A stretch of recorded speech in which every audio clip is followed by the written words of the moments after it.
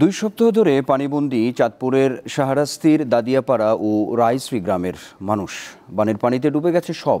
দুর্গম এলাকা হওয়ায় এখনও ত্রাণ সহায়তা মেলেনি অনেকের। দেখা দিয়েছে মানবিক বিপর্যয়।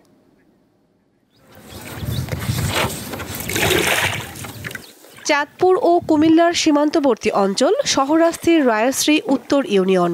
এখানকার বেশিরভাগ এলাকাই এখন পানির নিচে। এর মধ্যে দাদিয়াপাড়া ও রায়শ্রী গ্রামের কোনো কোনো বাড়িতে কোমর সমান, আবার কোথাও হাঁটু পানি। মানবেতর জীবন পার করলেও দুর্গম এলাকা হওয়ায় এখনো কোনো ত্রাণ পায়নি অসহায় এই মানুষগুলো। গত 2 সপ্তাহ ধরে পানিবন্দী থাকা বহু পরিবার ভুগছে খাদ্য সংকটে। আমাদের বন্যার কারণে আমাদের ঘরের অর্ধেক পড়ে গেছে, এরপরে আমরা রান্না বান্না করতে পারিনি। আমরা বহুত সমস্যাতে আছি এবং পানিও কোনো ব্যবস্থা, খাওয়ার পানি কোনো ব্যবস্থাই নেই। আমার 15 দিন ধরে আমি কিছু পাইতেছি না, অনেক কষ্টতে আছি, না খাই থাকতে আছি। 10 সাহায্য আমার কিছু পাইতেছি না। আমি কারো কাছে ভাই হাত চাইছি, কারো কাছে কিছু পাইনি। চোখে সব বাসি গেছে।